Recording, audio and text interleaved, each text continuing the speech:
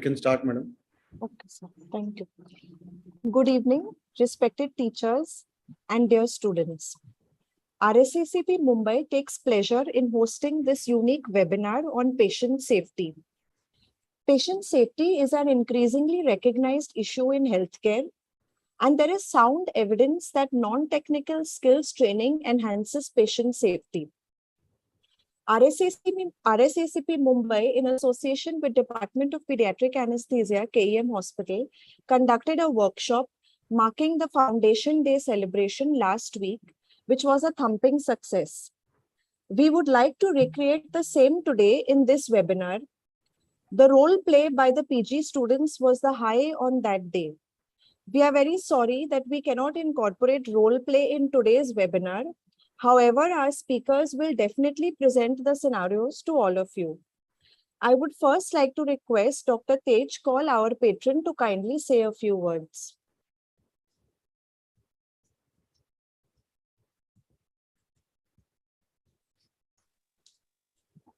You're muted, sir. Sir, you're muted. Sir, unmute yourself, sir, please. Dr. Tej Kaul, sir.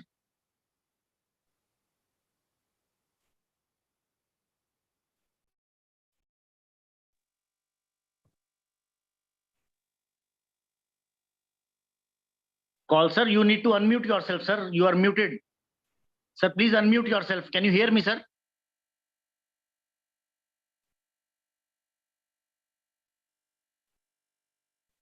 Mute.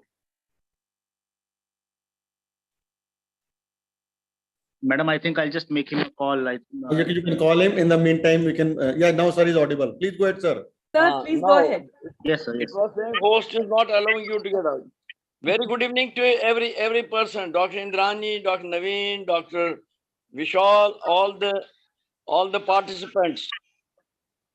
As usual, Dr. Indrani has taken the lead to host this Rsacp webinar on a very important and practical aspects of anesthesiology, the drug errors. She has always novel ideas in her mind, and she makes the point to make the students aware about it, make them wiser so that such things do not happen again. I thank up Rsacp Mumbai and the organizers and wish it all success. Thank you. Thank you, sir. Dr. Indrani Hemant Kumar, President of Rsacp, will now say a few words. Respected Tej Kaul, sir, Dr. Naveen Malhotra, sir, my seniors, there are very eminent seniors who have joined this webinar. We have Dr. Shri Krishna Joshi, we have Dr. Kamdar Madam, Kara Purkar Madam. So many of my mentors are here in this meeting. My humble obeisance to all of you and my dear students. The Rsacp Mumbai, in association with Department of Pediatric Anesthesia at KEM, conducted a very successful workshop last week with only the first year PG students. Even though we recruited only the first years, it is important that even seniors should understand the importance of non-technical skills. There are numerous instances wherein human factors were responsible for errors. All of us as educators concentrate only on the technical skills. We want to impart technical skills. We want our students to know how to give ultrasound guided nerve blocks, how to take an arterial line, a CVP line, or what to do when there is a difficult handling a difficult airway and things like that. No doubt it is mandatory. It is part of our curriculum. It is mandatory for every successful anesthesiologist to know that. But how many of us teach non-technical skills? This webinar will focus solely on certain aspects of non-technical skills only. I don't claim to have taken the entire gamut of all the non-technical skills. There are a few things like surgical and anesthesia, safety checklist, stress management, critical incident reporting, etc., which are not being dealt today because of time constraint. However, we will deal with them sometime later. Thank you very much for logging in, and I'm extremely and I hope all of you enjoyed today's webinar as much as we enjoyed last week. Long live Rsacp.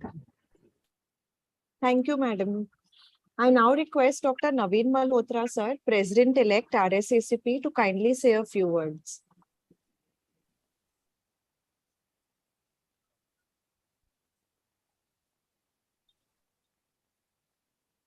Muted. Sir, you're muted. Unmute yourself, sir. Sir, you are muted, sir. Please unmute, sir.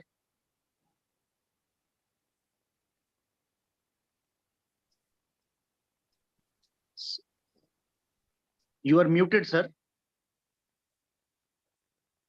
To unmute himself. If Right. you can, Can't unmute. if you can just unmute everybody and ask him to talk.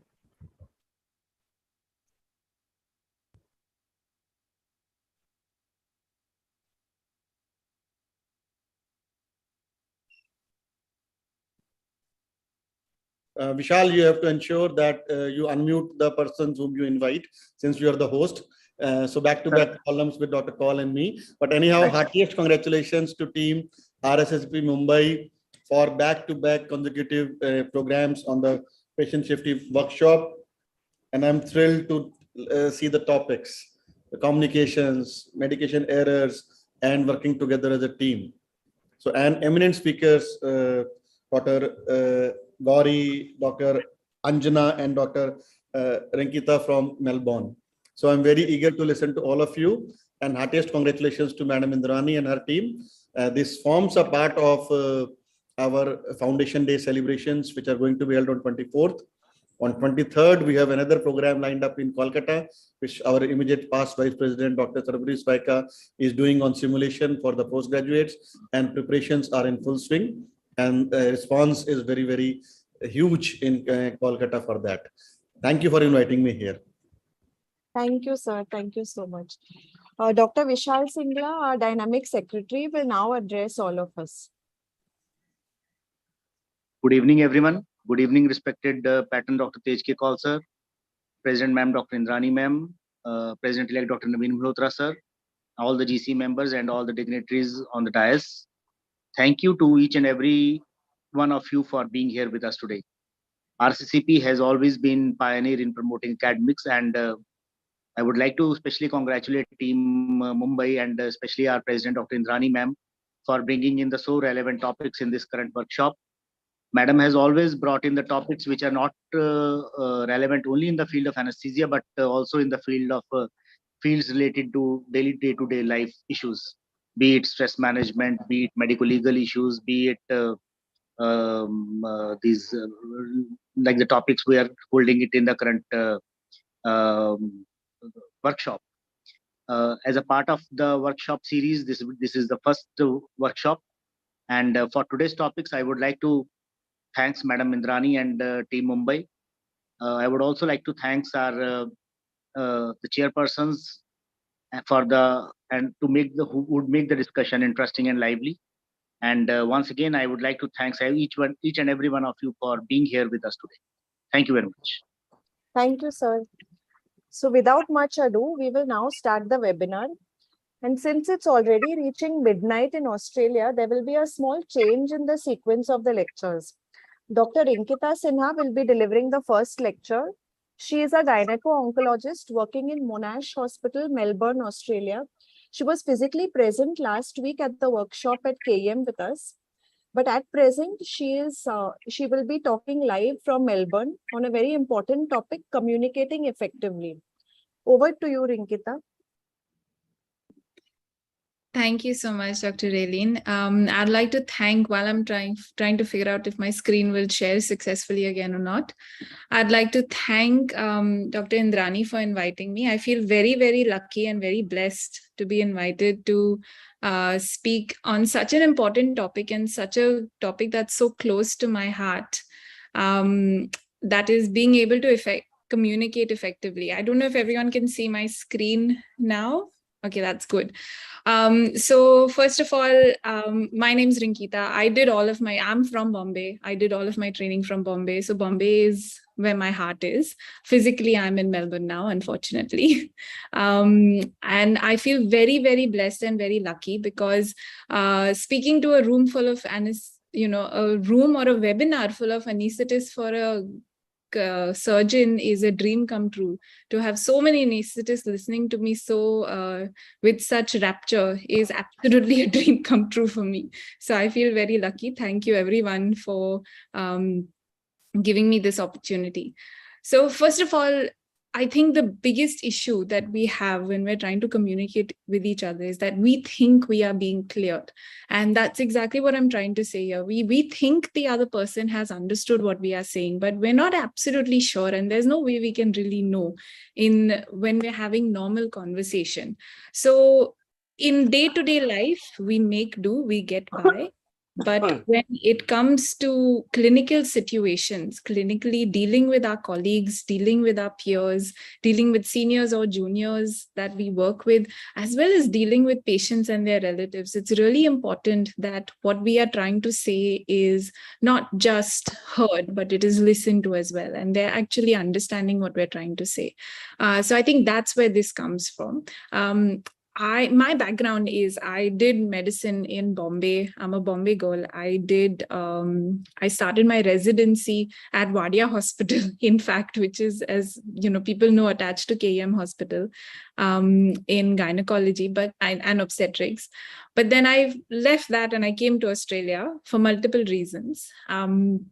But when I came here and started doing my residency here, in our first year, we had 2 compulsory lectures or workshops that we had to attend. And you couldn't go to your second year of training without doing these. The first was a 2-day workshop on surgical skills, which, you can imagine as a surgical trainee, as someone who wants to become a surgeon, it was very important that we learn how to operate or basics of surgical skills.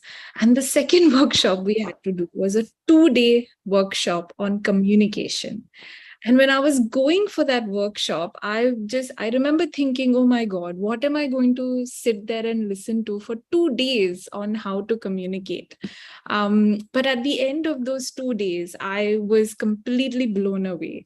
And I was so impressed by the things that they said and the way that it was delivered that I actually went up to the organizers and I said, I want to ask you 2 things. The first is, how can I communicate better? How can I do what you've just told me better? And the second is, how can I teach other people to do this? Because I know so many people who could utilize this skill or who need to learn this skill.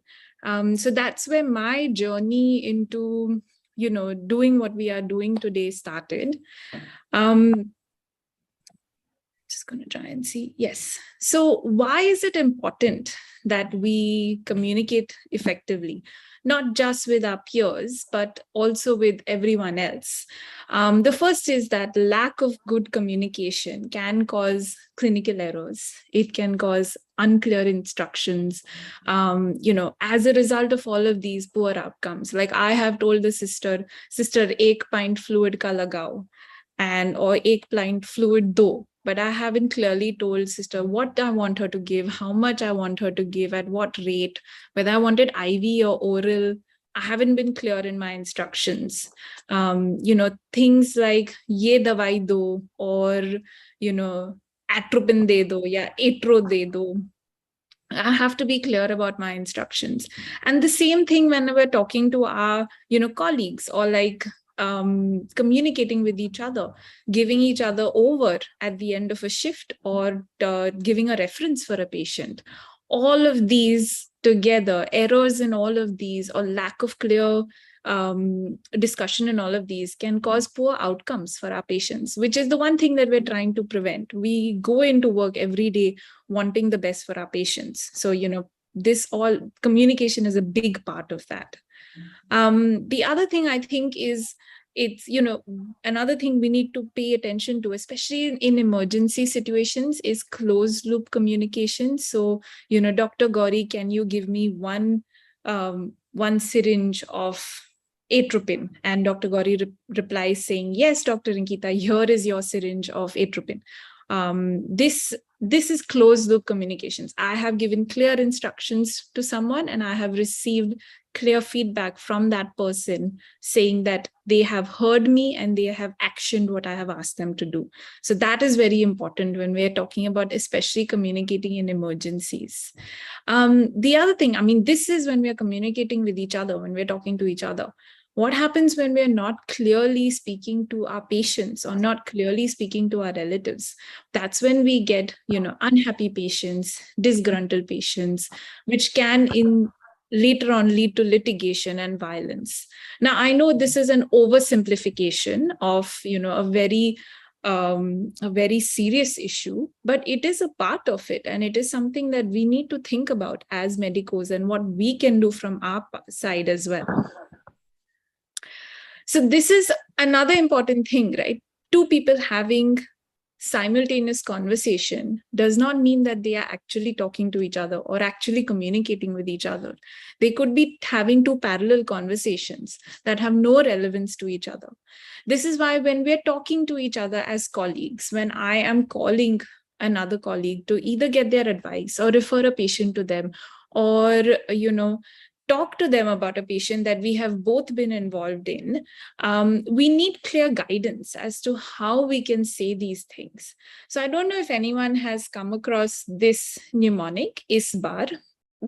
It is now there's lots of tools that can be used to communicate in a clinical scenario. This is one that I personally like and personally use on a daily basis, because I just feel that it very clearly tells us exactly what we need to say, how, where, and in what situation. And obviously you can change it to relevant to your situation. So, it starts off with introduction. So who am I? Why am I calling you? Who am I calling about? And what is the whole reason for my call or visit to you? That is the first thing. So introduction. Now, this is relevant if I am a JR1 calling, a consultant or a lecturer at home and they don't know who I am because I'm calling from another unit, or I'm calling from another team because I'm calling a surgeon at home and I'm the JR1 in anesthesia calling about their patient. This is relevant in that sort of scenario where I need to introduce myself. I need to tell them who I am and where I'm calling from. But this is not so relevant if it is within your own team. If I'm calling my boss, I don't need to tell them who I am. They know who I am. Then I want to stick to just why I'm calling. So what is the situation? What patient am I calling about? And giving a little bit of the situation is, the patient that I'm calling about got unwell tonight, or this patient has day 1 post-surgery today, and I'm calling about them because I have these concerns. What is the next thing that you're looking at is background. So what is their background? What is this patient's medical history? They've had a previous liver transplant, or they've had a known chronic renal failure patient, or they have type 2 diabetes that is very poorly controlled. These are all relevant to their current admission, as well as relevant to what recommendations or advice or management I will do. So, giving their background. Then talking about your assessment of the situation. So, I'm calling because this patient is unwell, or let's give a very simple example. So I am calling my senior lecturer overnight because I am a JR1 on my first day in, medical ward. And I am calling them about a patient who has been admitted that day with uncontrolled blood sugars. They are a known type 2 diabetic. And I am calling because their HGT is 560. Now, I've just made this scenario off the top of my head. But, when I'm talking to my senior about this, I would say, so my assessment is that they have, that their sugars are ridiculously high, and I would like to treat it. But because it is my first day as a medicine resident, I don't know what to do. So I'm asking you what to do. That is what your assessment would be. And then next would be recommendation, not just from yourself, but from the person that you are contacting as well and that you are speaking to as well. So this is a very, I mean, it's like I said, this is an oversimplification, but when you try and inculcate these, mnemonics in your daily communication, you just find that your overall discussion or clinical discussion becomes well-rounded. So, just keep this in mind. It's very easily found online, and try and inculcate it in your daily use, in your daily practice. So that is one tool that I really like to use. But I think it's also important to keep in mind that there are definite roadblocks when we are trying to communicate with different people, okay, and different people in the team. So whether it is your seniors, whether it is your juniors, whether it is your colleagues, whether it is another team, there's definite roadblocks.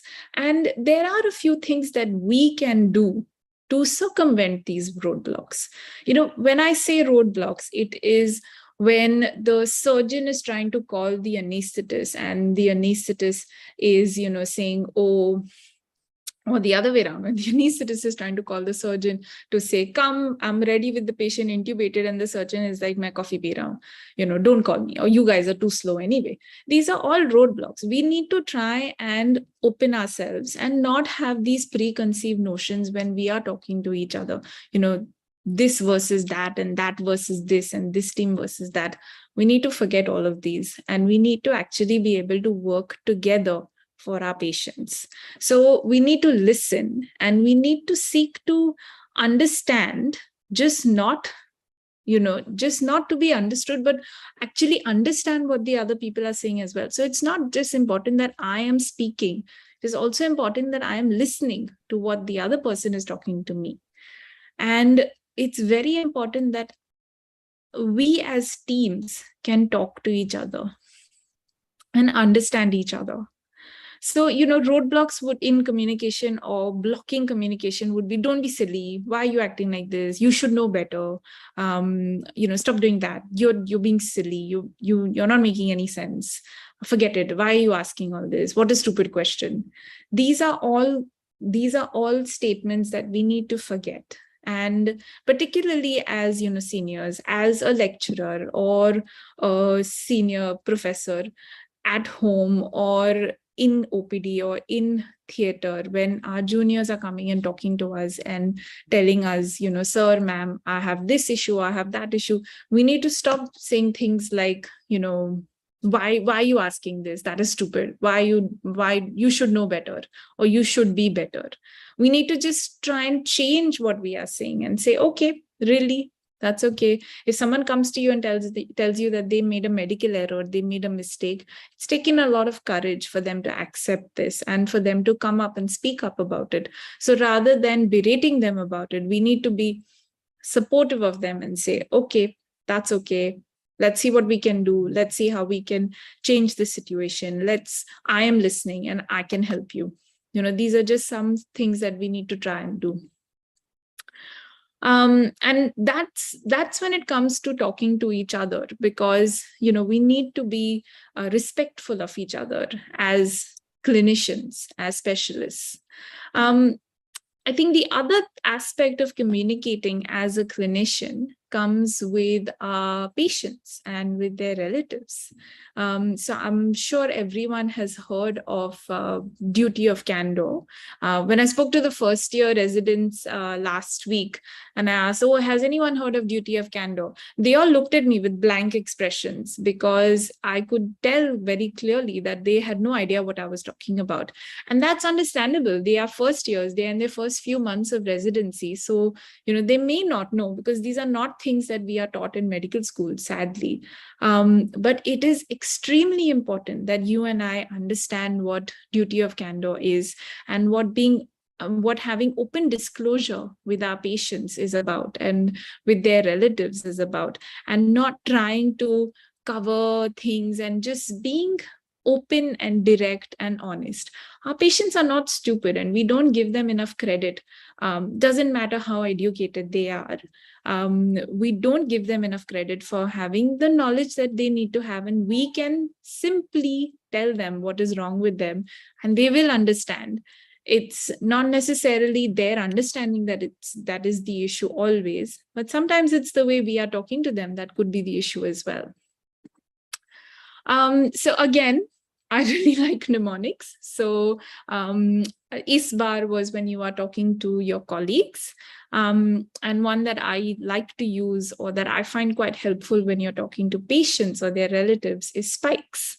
Now, you can use this when you are having any form of clinical discussion with patients, but this is set up for breaking bad news. Now, as a cancer surgeon, as a gynae oncologist, this is quite important for me, because on a regular basis, I am talking to patients and their relatives about quite disturbing and serious matters, wherein, we do need to make sure that they are in a comfortable situation, and that the news that we are sharing with them is going to be taken in a good way, because often it is bad news.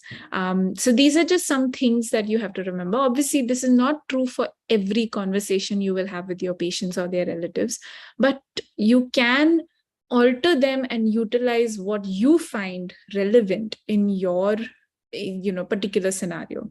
So, the first is having a proper setup. So, first of all, knowing the patient's history. So if you've been given a reference for a patient and you're about to see them, knowing what the patient's, background is and fact is, and what is the actual, being on the same page for what you are about to tell them or what the plan is going to be for them.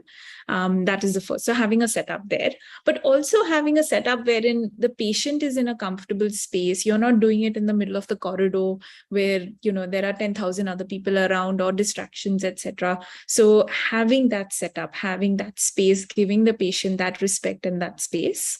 The second is perception. So we really, I have learned this through my, limited practice, that we really underestimate the intelligence of our patients. And again, I'm going to say this again, it has nothing to do with their education level.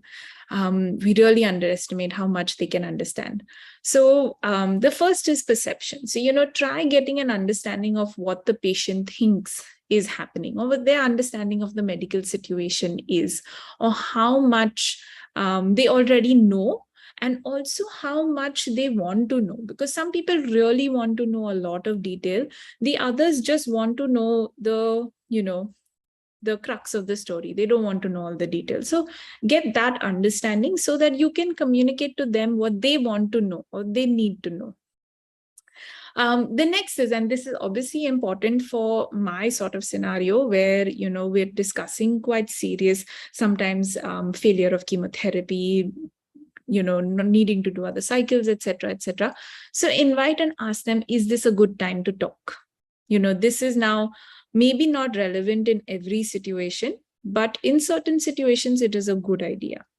And the next is knowledge. So, be direct, use language that is, stay away from medical jargon, use language that you think the patient or the relative will understand. So simplify terms as much as you can, as well as try and use the language that the patient speaks. So, there's no point in me having an amazing discussion with a patient who doesn't understand English when I've had the discussion completely in English.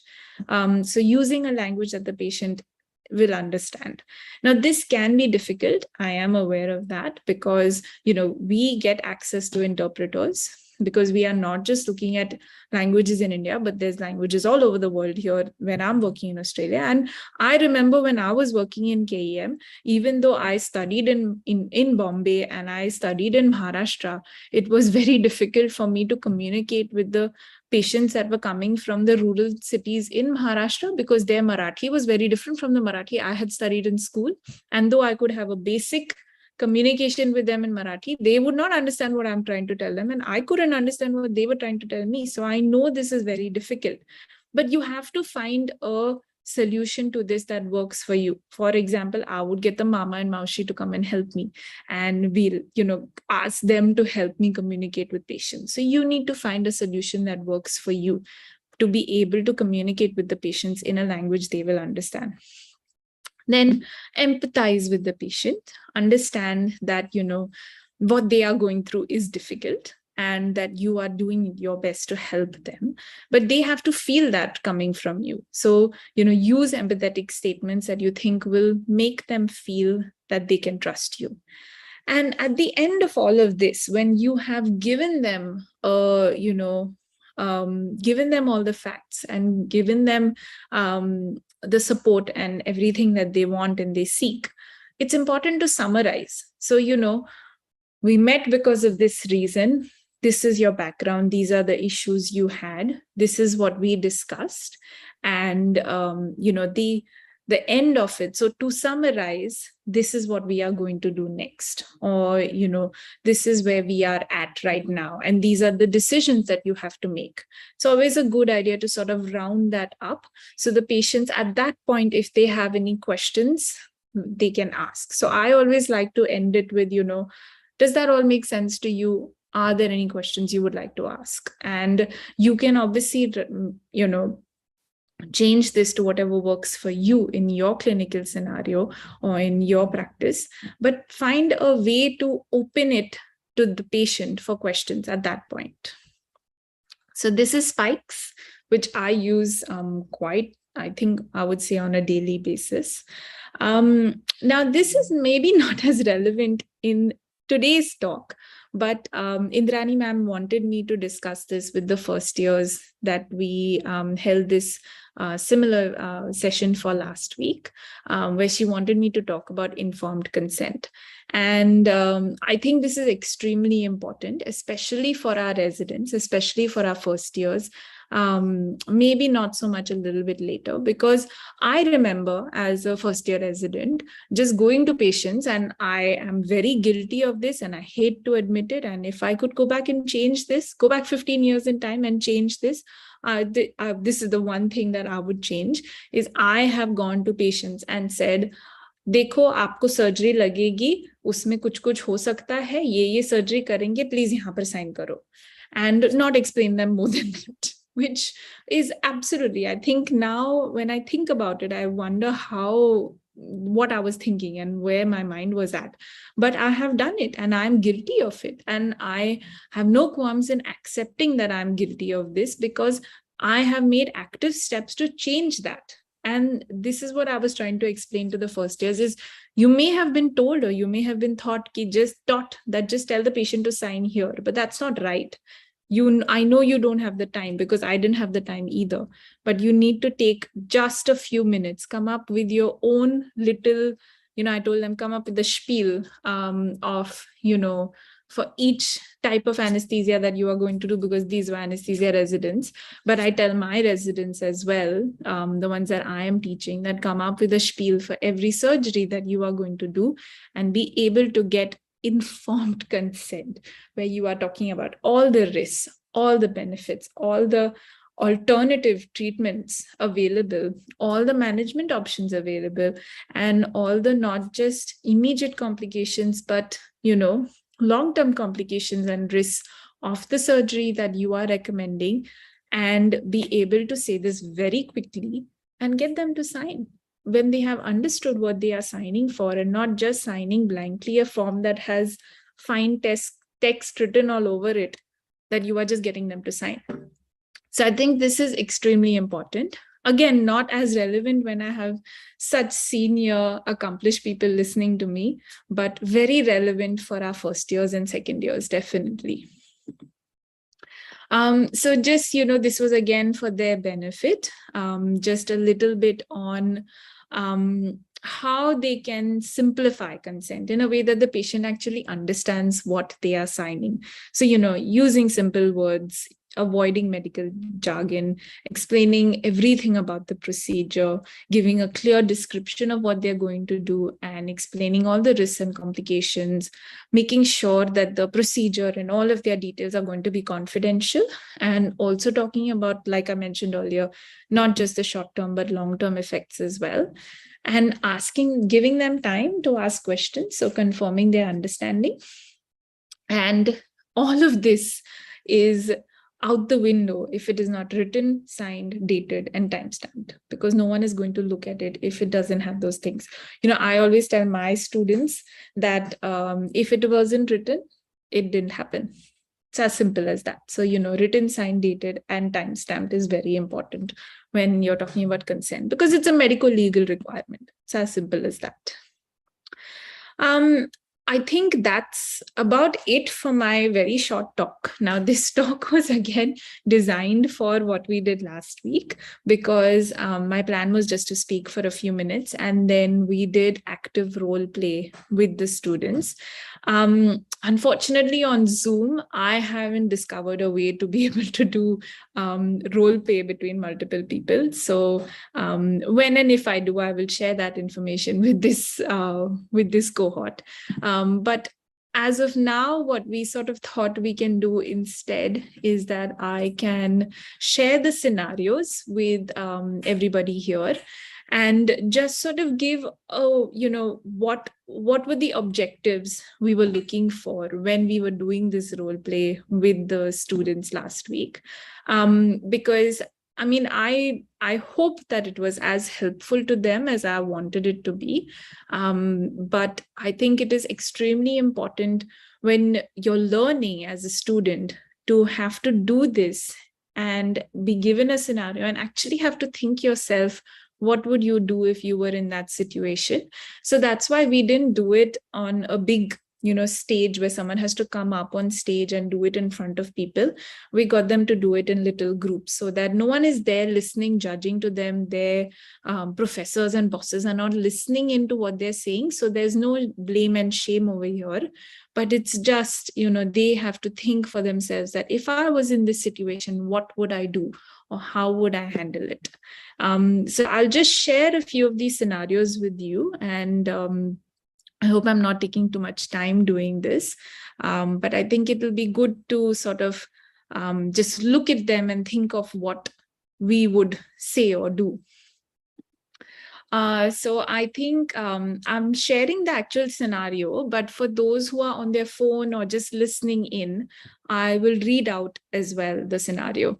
So the first scenario is that you are a junior resident and you are conducting a pre-anesthesia clinic where you are going to see Mrs. Sharmila Pradhan. She's a 32-year-old woman who is 36 weeks pregnant. She's a primary gravida and is posted for elective cesarean section in view of anterior placenta previa with suspected accreta. Now, this scenario is that you have already taken a history and conducted an examination, and you've reviewed her investigations. You say that there are no other comorbidities, and you think that she's low risk for anesthesia apart from her placenta previa. So the scenario is that you have to explain to the patient the anesthesia you will be administering and obtain informed consent from her. So it's a very it's a scenario that, I think as an anesthetist working in obstetric anesthesia, you will definitely come across at some point or the other. Not just, taking consent from a patient for elective cesarean section, but also someone who is at a risk for heavy bleeding. So that is why we chose this scenario.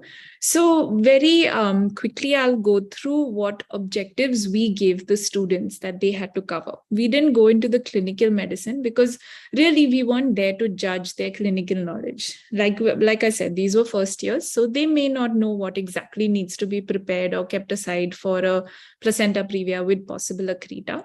But our goal was not to test their clinical knowledge. Our goal was to test how they will talk to this patient.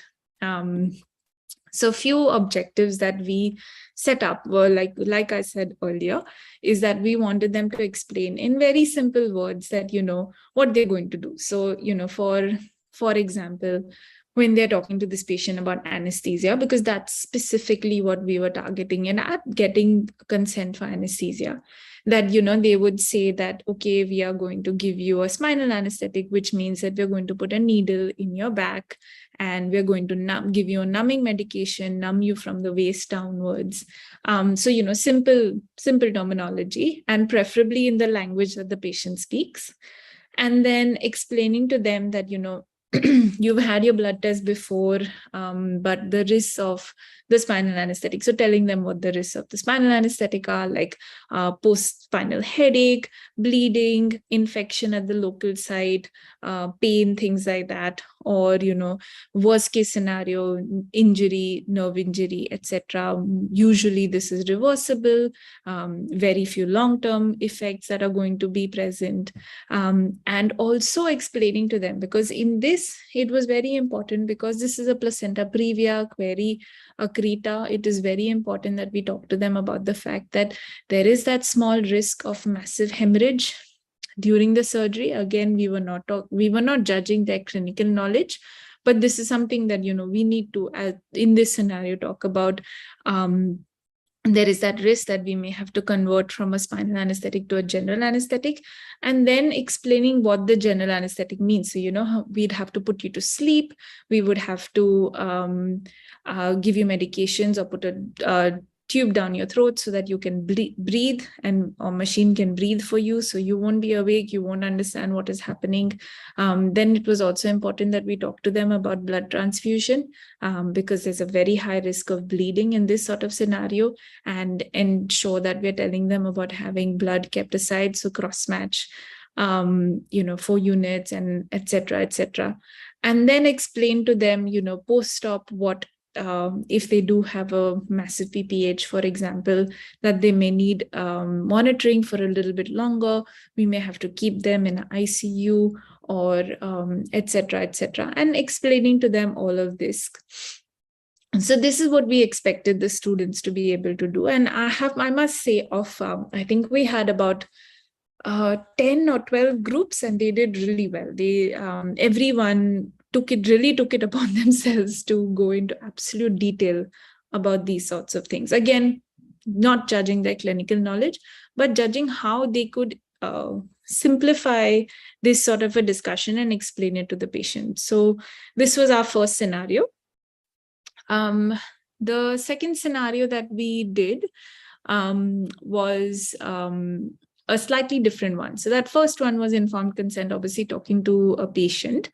This was a different scenario where they were, again, you are the junior resident in anesthetic ICU on night duty, and you have just taken handover for a post-op patient, Mr. Shantaram Gokhale.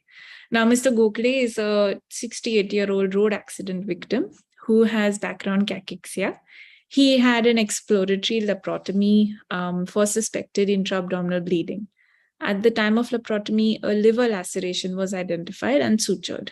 Now, the anesthetic lecturer who was present at the time of surgery inserted a central line intraoperatively in view of severe hypotension, and 4 units of packed cells, or PRBC, were transfused during the surgery. The patient is now stable and in ICU for monitoring. The operating surgeon have reviewed the patient 1 hour ago and has given clear post-op instructions. The anesthetist involved also reviewed the patient and was happy with his vitals. At the time of your duty round, you notice that the line attached to the central line is pulsatile. You do a thorough review of the patient and send an EBG from the central line. The results confirm that the central line is intra-arterial. So please contact the anesthetic lecturer and inform them of your findings.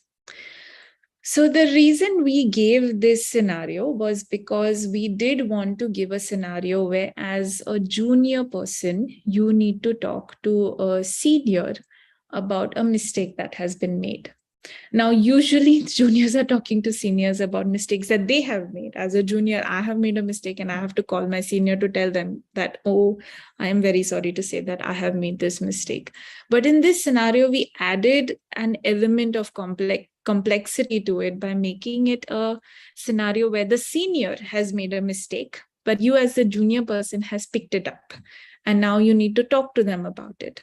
And I think our goal with giving this sort of scenario was to try and break the hierarchy to some extent, wherein I'm all for respecting the hierarchy, but also where it is relevant to patient safety, being able to let the senior know that there is something that's not quite right.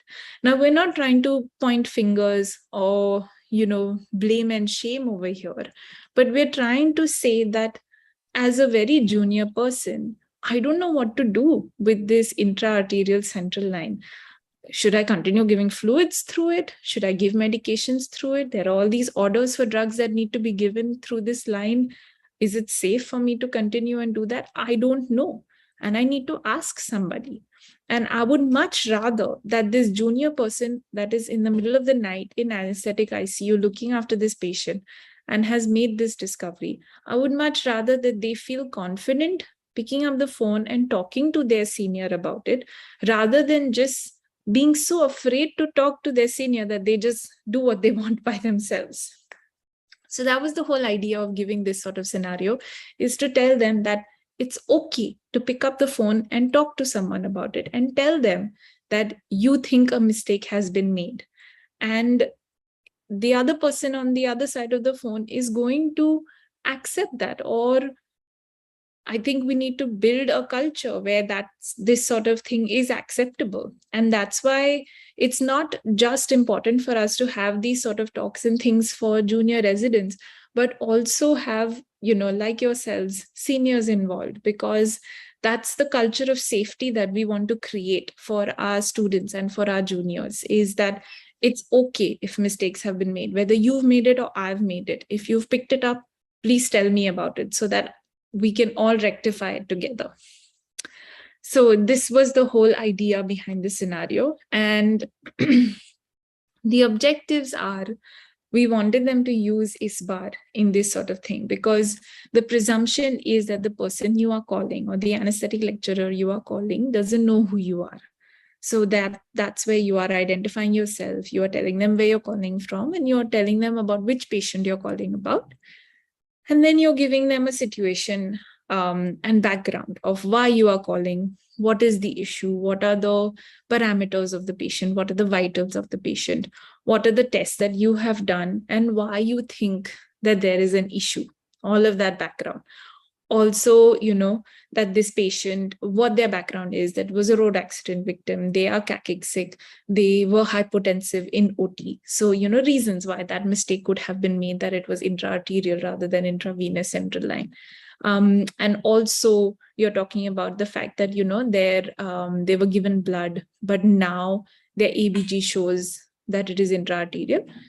Giving all of that background. Then giving the assessment. This is why I think it is this.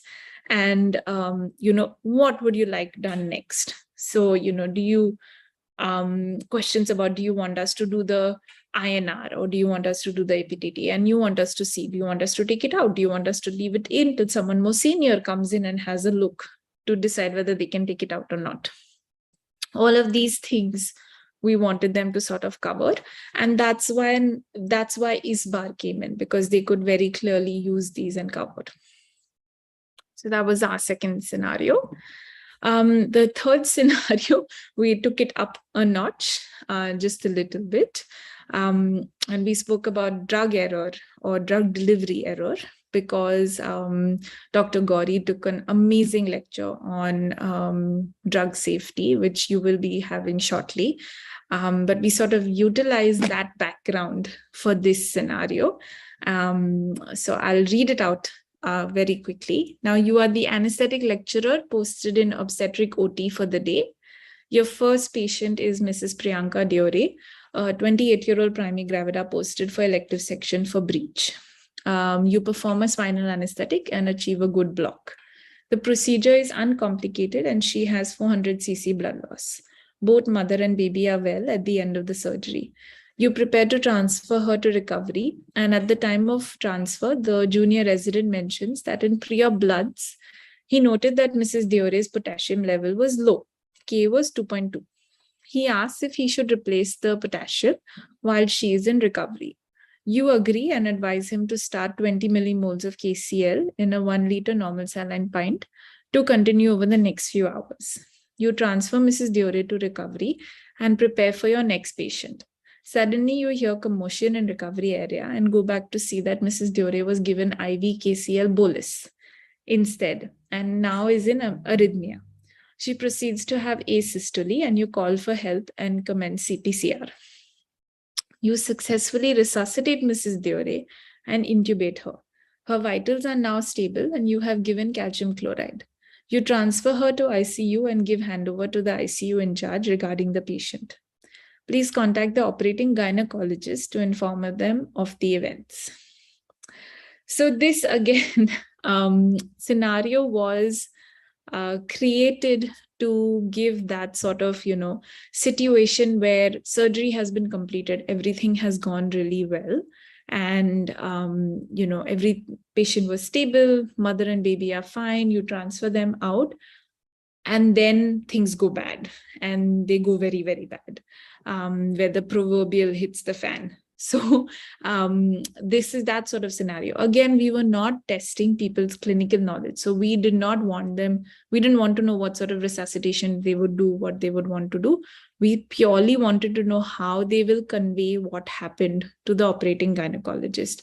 And when we did this role play, we actually gave a sheet to the person who was acting as the receiver as well. So when we talk about communication, we talk about the active communicator and the passive communicator. So in this situation, the anesthetic lecturer was the active communicator. And then there was the gynecologist was the passive communicator. So they were also given a sheet wherein, their sheet had something along the lines of, you've completed a surgery, everything went very well. You've just gone outside and congratulated the patient's husband and told them that they've had a healthy baby boy and mother and baby are fine and they will be out any minute. And you go back in and your anesthetist is taking longer than usual and you're wondering what's happening when you hear some commotion. And then your anesthetist comes and talks to you. So, we sort of tried to get it from both points of view. So here again, your ISBAR comes in, but slightly different situation because you don't need to identify who you are. The surgeon already knows you. The gynecologist already knows you.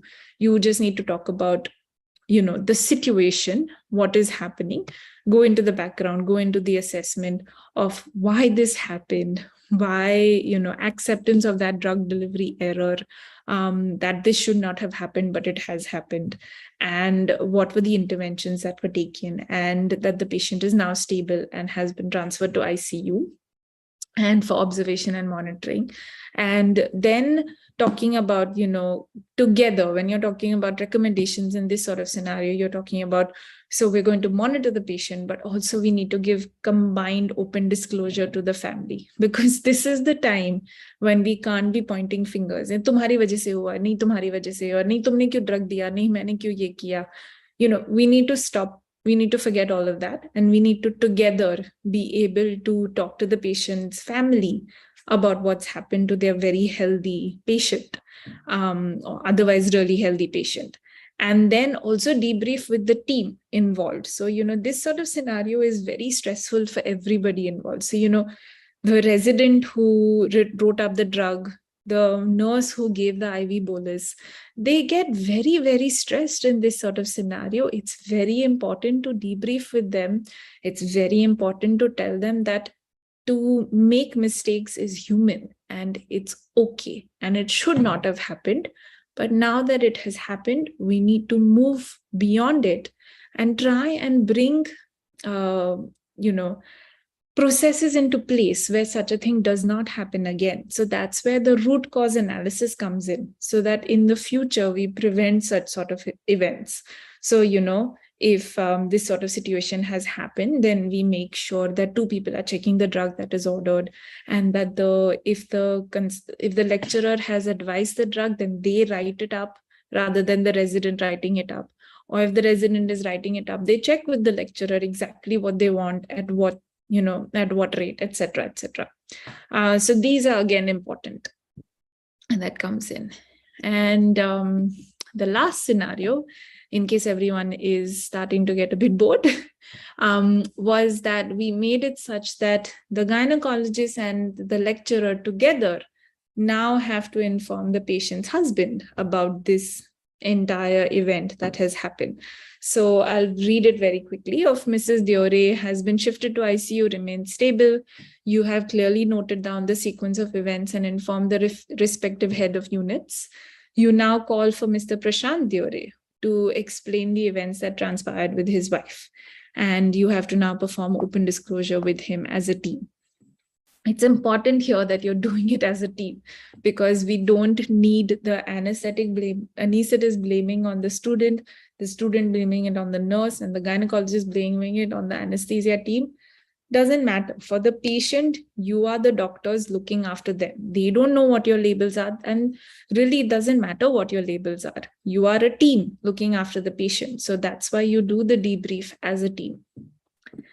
So again, we had our objectives for this. We use spikes again to sort of explain all of this to them. Use comfortable setting for the patient, introduce the patient to the team members involved, maintain eye contact, do it in a place that is confidential. So not, again, like I was saying, not in the middle of a corridor. Call the patient's relative into a slightly private area where you can have this sort of discussion. And then, question them about what they understand has happened or what their understanding of the situation is. And, if they would like someone else there to give them support, etc. Speak in simple terms, stop at repeated intervals and check if they are understanding, check if they want you to repeat anything at all. And also remain conscious of, their educational background, their language needs, their religious issues, etc. And then it's okay to accept that a mistake was made, and it's okay to apologize at that state. It's very okay to say something like, we're very sorry this has happened with your relative and it should not have happened. And but however, we have now taken steps to make sure that she is safe and that she is well, and she is in ICU, but she is stable and she is okay. And we will go into discussing why this, finding out why this happened and making sure it never happens again. And then summarizing all of this and telling them what's going to happen next. So, in summary, yes, your wife was given a drug that, in a dose that she should not have been given. And as a result of that, her heart had some trouble. And we had to give her some medications to control her heart, or the rate at that it was beating at. And in order to do that successfully, we've had to put a tube down her throat to help her breathe, so that we can give her heart some rest. And we are going to monitor her over the next few hours. We're going to regularly check her blood levels, and we're going to regularly make sure that everything is stable. And we will keep you updated about what's happening with her. And most likely, she will be monitored for 24 hours, and then we can wake her up again and everything will be fine. And we will keep you updated as to what's happening regularly. So, that sort of summary of everything that has been discussed. So you are doing complete open disclosure and giving them a clear plan for what's going to happen next. Now, in my sort of practice and scenario, when there are these adverse outcomes, we always, at the end of this, bring the patient back in about 6 weeks' time to talk to them again about all of this. And we tell them it's because, in that situation at that time, there are lots of things, because there's so much happening. There are lots of things that you don't think of, that you go home and they keep running in your head and you keep thinking of them. So we always bring them back at the 6 week mark to meet the same team again. So the same anesthetist, the same surgeon, all of them together, and talk to them again, summarize again. Exactly. So, 6 weeks ago when you had your surgery, this is what happened and this is what transpired. And yes, you went to ICU and, this is what happened, and you were monitored, and then you were extubated and everything went okay. And you went home on day whatever after your surgery. How have you been since the surgery? Now, since then, in the meantime, as a hospital or an institution, what we do in the meantime is we conduct our root cause analysis in the background. Now, this is not something I spoke to the first year residents about, obviously, but I'm speaking at this forum, is we conduct our root cause analysis in the meantime. And often we give them the results of the root cause analysis, or other investigations that we did for the patient, depending on the scenario that we are reviewing them for. And we give them, so we realize that the reason the drug dose that was given was because of X, Y, and Z. And in order to prevent this from happening in the future, these are the steps that we have taken as an institution to prevent this from happening to someone else. And I can tell you, at least from my experience with having similar discussions with patients, they're very appreciative of the fact that A, we were able to accept that a medical error happened, and B, that we were able to explain it to them in complete detail, but also be completely open about it with them and not try and hide things. And see that they, that we as an institution learned something from it and have taken active steps to prevent it from happening again. So at least, from our perspective, I have seen that this is helpful. Whether this is something that you decide to do as, a single practitioner or as a private practitioner or as an institution is up to you. But I can say that in my experience, we have seen it works. Or it has worked. So yes, I think though that sort of follow-up discussion is very important. I think that is all that I have to say about trying to communicate. That was very long and much longer than I would have hoped it would be.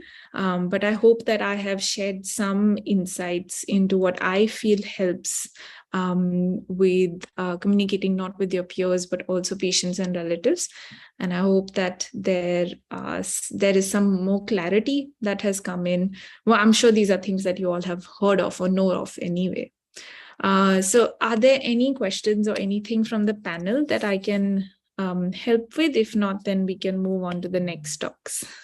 Thanks, Rinkita. There are some questions and there are some comments as well.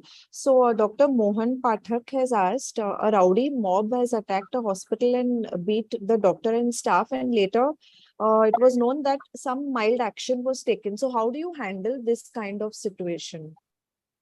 Yeah, I think this is what I was trying to talk about earlier, is that it is an oversimplification that only communication is going to help. But I think after the rowdy mob has come, it would be not very smart of you to try and go and talk to the mob by yourself. I think this is the sort of situation where you need to do it as a team. So, these are times when we need to look at safety of the team members first. So if the mob is angry and is present and is there, I can only tell you what works for us. And what we end up doing is that we end up getting now we have security here. Now I know some hospitals have, like I did my UG and all of that in Diva Patil, we had security over there. So we would call the security and they would come and they would stand over there, and we would refuse to talk to the full mob. You can't talk to a mob. That's not going to happen. You cannot communicate with a group of very angry people. You need to be able to bring the main relatives, like in this scenario, the patient's husband, in to talk to them personally. Or, say, okay, husband, mother, father, 2-3 people can come in. We will talk to you clearly and we will explain to you what has happened.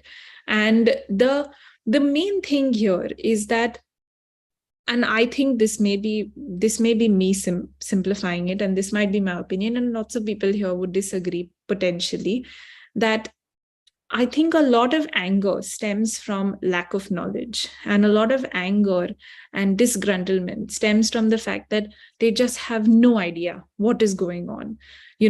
Think of it from the patient or relative's point of view.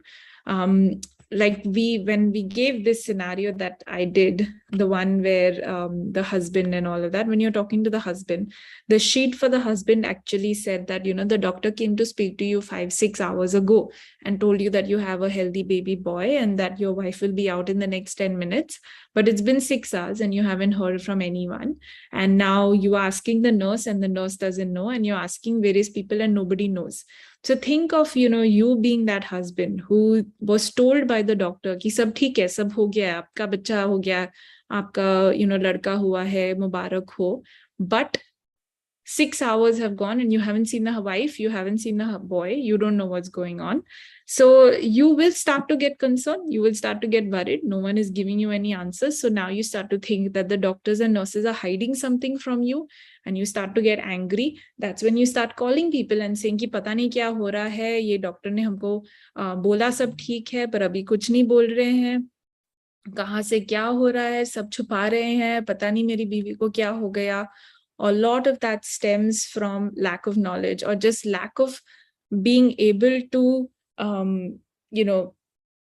explain to the people involved that what is happening or what is going on. It doesn't help if you go and tell relatives कि तुम्हारा patient bad हो गया है या तुम्हारा patient off हो गया. These are words that I have heard myself doctors use with patients. I have been present when these sorts of words and languages have been used. So I'm not making these up. I think that's where a lot of anger and discontentment stems from. So I don't know if I've answered your question, but I hope I've given you some insight into this. Jessie has said communication is the key with lots of empathy. Lovely lecture, needed very much. Then there are some more questions. From Surekha, do we really communicate the actual mistake to relatives? It will be a disaster if the patient worsens. Look, I think yes and no. I will admit in anywhere that I have made mistakes in the past. This KCL was actually a case that I was involved in. It happened when I was the operating surgeon. I was closing skin on a patient that I had done a cesarean for back when I was still doing gynec and obstetrics. And the anesthetist who was with me was a very close friend. And she told me, oh, this patient's K is a bit low. Do you mind if I replace it? And I said, yeah, sure. Otherwise, she'll just be eating and drinking in 3-4 hours. Who cares? Usko tablets de denge, no problem. And she said, why you want to give tablets and all? I'll just give her in recovery. I said, okay, sure, why not? And next thing I know, this patient has crashed in recovery and I am there giving CPR to the patient. And I had to go myself with the anesthetist and debrief her husband and tell her why her very well. Because this is a case where spinal section hua tha, the husband was in OT with us. He saw that everything was okay. He went out with the baby and he, was told, Tumhari baby is fine, everyone is okay, all good. You will see her in 15 minutes, she will be out. And then I had to go and explain to him why she was going to go to ICU. And I will be honest, I told him that we gave a medicine that was probably one that would have been taken as tablets, but we decided as a team to give it through the veins. And she was given a very high dose or an incorrect dose. And this is what transpired. And I will be honest, he was upset, he was angry, but he was also appreciative of the fact that we were candid with him and that we accepted that we made a mistake. And we then looked after the patient together and the outcome was fine. And yes, if she had not done well and she had gotten worse, things may have been different, but that is not something we can't go with the presumption that the patient is going to get worse, so we are going to lie to the relative. I think that's a wrong presumption to go by. And that's just my opinion. But I just think that we need to be able to be more candid with our patients. Iyer madam has a similar query. She has asked, what if the patient had died? It would have become a very difficult situation then. Yeah, again, these are things that, when we are talking to the patients, like if the patient has stabilized completely and we are talking to the relative, then yes, it's good to be very candid and give them and say things like, patient's very stable now, but the next 24 hours are crucial and things may change significantly in this amount of time. But, we just need to keep a very close eye and we will give you regular updates. So it's important for the relative to know that they don't have to be running after you. Ki तुम 6 बजे round करने आओगे तभी हमको update मिलेगा and तभी हमको पता चलेगा क्या होने वाला है, that you will give regular updates. Now I'll share an example with you. Okay, so very recently a very close family member was admitted into a hospital in Bombay with GBS, so Guillain-Barré syndrome. Now everyone who has heard of Guillain-Barré syndrome knows that it is a very distressing diagnosis, and even as medicos for us it was very difficult. Now it just so happened that this family member also, apart from having GBS, also had COVID at the same time. So they were admitted into hospital, and we had no way of being able to go to the hospital and see them because they had COVID. They were admitted in the COVID ward, so no visitors were allowed. And at the same time, because they had GBS, they were getting IVIG, and we as family members wanted regular updates. And I can tell you that the physician involved in looking after them would call us at regular intervals. So yes, the physician would come and do his round first thing in the morning, and his junior would come and do the round in the evening, but we would get an update 2 or 3 times a day. It was a phone update. They would just call and say, yes, we have seen your relative, they are fine. This is the update, this is what's happening. We want to do nerve conduction studies, we want to do this, we want to continue the IVIG, we want to replace, we're thinking of putting a central line, all of this. But we were getting regular communication. And as family members, we really appreciated it because we didn't have to chase the physician to try and get an update as to what's happening. Now, we are medicos, so we still have a better understanding of what was going on. Imagine if you have no idea, you don't even understand what GBS is, you don't understand what is happening. वो कोई दवाई दे रहे हैं doctor, हमको नहीं पता है क्या कर रहे हैं, क्यों कर रहे हैं, लाखों का बिल देंगे at the end of the day, but हमें नहीं पता क्यों और कहाँ से. And then you are again chasing the physician to even give you an update as to, is my relative better or are they worse? What is happening? We just have to try and think from the other point of view or the patient's point of view. And then that might help us be a little bit more open or candid with them. So Anju madam has said we would be really wary of full disclosure upfront, and later on she has gone on to say we all need to change our attitudes and work as a team and be communicative right from the first patient contact. Then these full disclosures work. Correct. I absolutely agree with ma'am, because you can't start off the discussion with, just saying ki hum tumhe sun kar denge. I'm saying as an anesthetist, when you're talking about types of anesthesia, you can't start off the discussion with तुम्हारी surgery के लिए हम तुम्हें सुन कर देंगे, तुमको कुछ feel नहीं होगा, and then go into, after an event has transpired and after something has occurred, then go into full disclosure. Then there's a complete disconnect between what you started off with and what you're ending up with.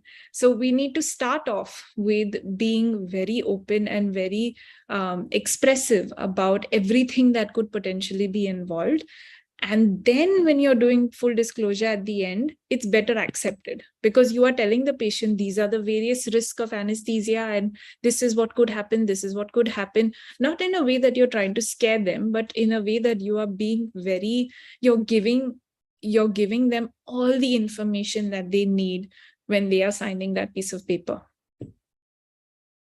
Thanks, Rinkita. There are lots of questions and comments. So if you can put up your email on the chat.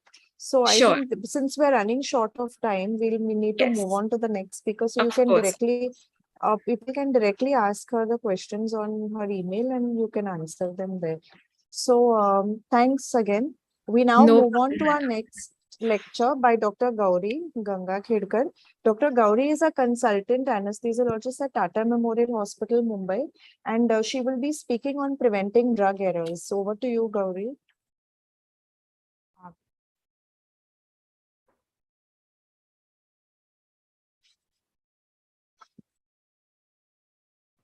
Good evening, everyone. And I'm really glad to be here. Thank you so much to Rsacp for inviting me for this talk. I hope my slides are visible. Today, I'll be discussing preventing drug errors as a part of marching towards patient safety. If this picture given above doesn't indicate the importance or impact that modern medicine has had on our lives, nothing does. Like James Price says, medicine is the only profession that labors incessantly to destroy the reason for its existence. And I completely agree. For instance, we've been working so hard to protect humanity from their own vices, from their diets, from disease. And now we, as patients, as people who appreciate patient safety, we seek to protect them from ourselves. When we discuss the importance of patient safety, let me put across a question to you. In your head, what appears unsafe? Taking a flight to some city or going to a doctor for a visit? If you ask me if I'm flying somewhere, I'm going to message up a couple of people, my mother, my husband, and say that, I'm going to be gone. This is the flight I'm traveling by. I know what time I land, what time I take off, so that, they make sure that I'm safe. If I'm going to a doctor, I'm just going to be like, okay, I'm going to go to the doctor and be back. And that's about it. Most often, OPD visits, your loved ones will not know of. But if you look at the actual data, you'll see that it's only 1 in a million travelers who face the risk of harm when they're traveling by air. Whereas 1 in 300 patients who seek healthcare in any form, whether it's OPD or IPD services, have a chance of harm. The data further tells us that of the 421 million hospitalizations globally, 42.7 million have adverse events, which means 1 in 10 patients who get admitted to our hospitals face an adverse event. Patient harm is apparently the 14th leading cause of morbidity and mortality across the world, putting it at a close tie with malaria and tuberculosis. These statistics seem overwhelming, right? Like malaria, tuberculosis, and patient errors, like that's just difficult to understand. And these errors could be anything from misdiagnosis, inappropriate or unskilled use of diagnostic modalities, hospital-acquired infections, drug errors, or unsafe surgeries. But all is not lost.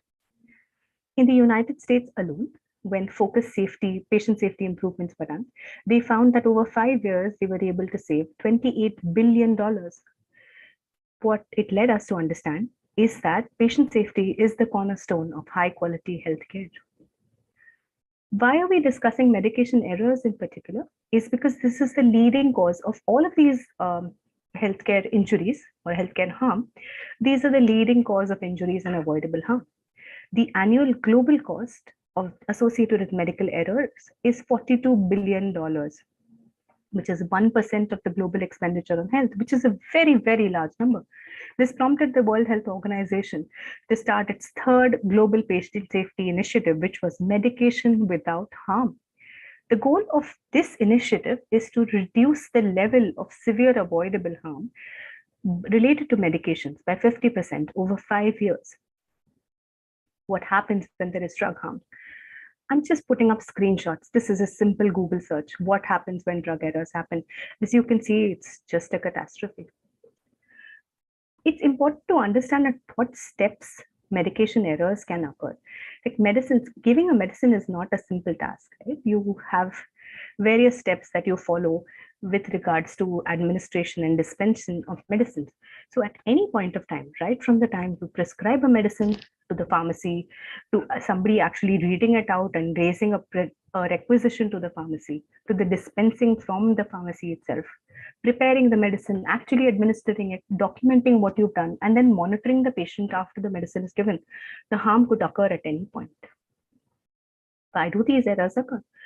Obviously, it's multifactorial. It's not a single error that goes behind, you can't stand and say, this is what happened. One single factor, one single error is very rare.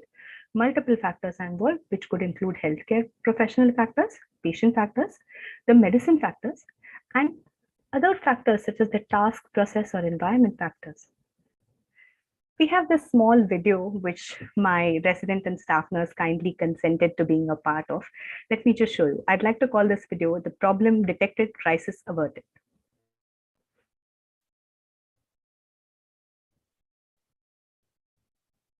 Is the audio video? Can you guys hear the audio? No. Let me just check.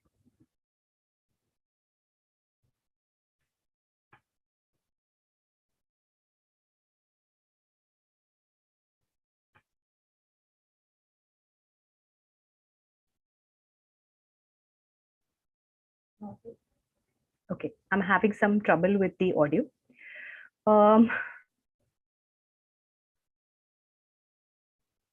Just give me a second, please.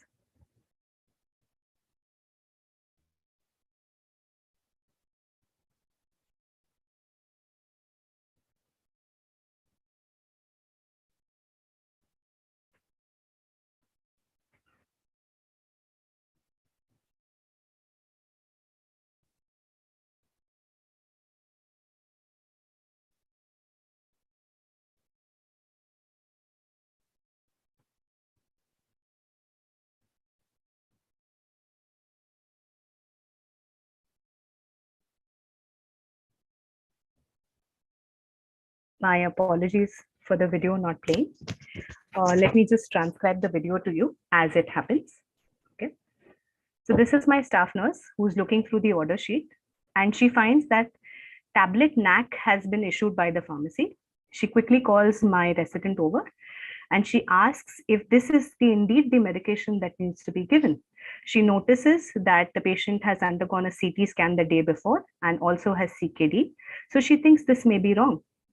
My resident apologizes, understands the mistake, and she said what she meant was N-acetylcysteine. So the two of them have a dialogue where they admit that the pharmacy needs to be a little more careful when transcribing such medications, and also that my resident should have been more careful and she should have written the full name of the drug instead of writing NAC, which is not a standard medication. Now, if you look at the drug errors that happened, if you look at the factors causing the drug errors before, you'll see that there were three factors involved. One was the healthcare professional. The resident should not have written NAC in the first place. She should have written the entire name of the drug, the entire generic name. Then was the task factor, which essentially meant that the pharmacy, when they read NAC, should have been the one raising the flag and saying that, I have two medications which are called NAC, which is the one you're looking for. The third is the medicine factor. Having a drug name, trade name, such as NAC for Voveran or diclofenac is a difficult choice indeed. So which would have been, had my staff nurse not caught this error, it would have been disastrous.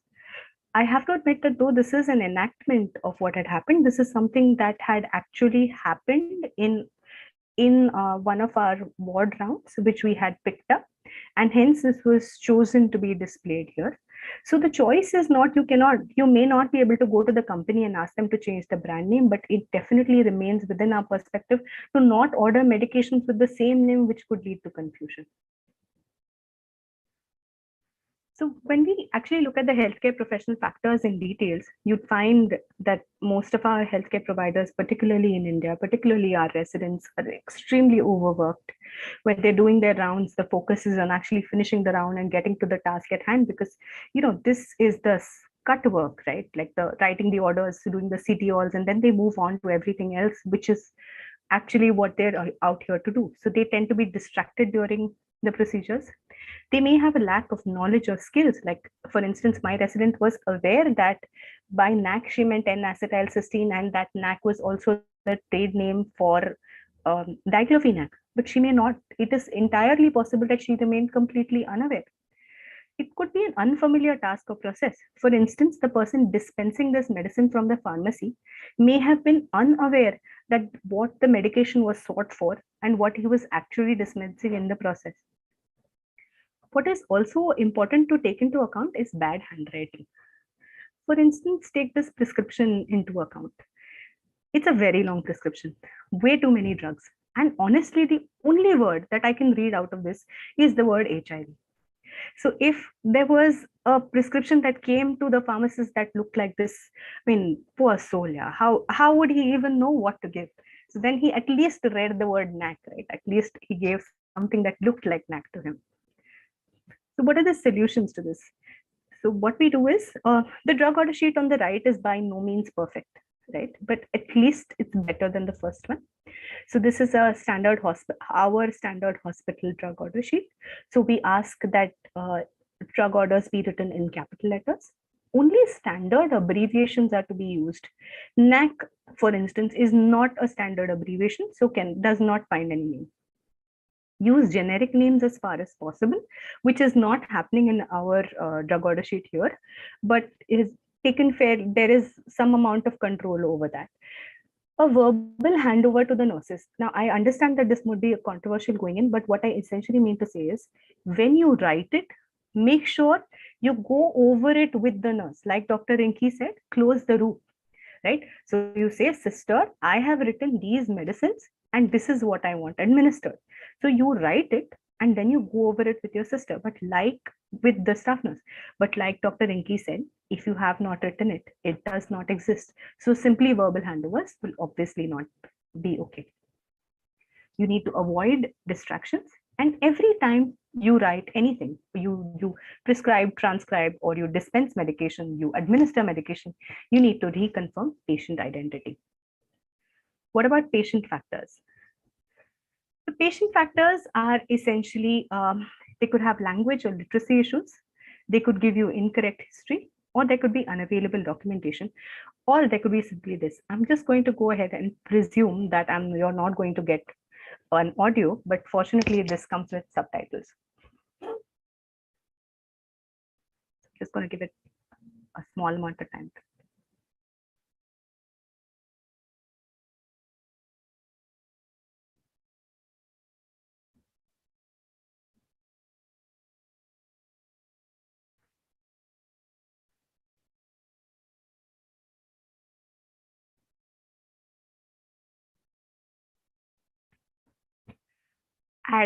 I understand we need to like give full respect to our patients, but sometimes they can just come up with the silliest ways to mess up what must have been told to them. I have no doubt that when metered dose inhalers are prescribed to patients, our first step is to explain to them how they're taken.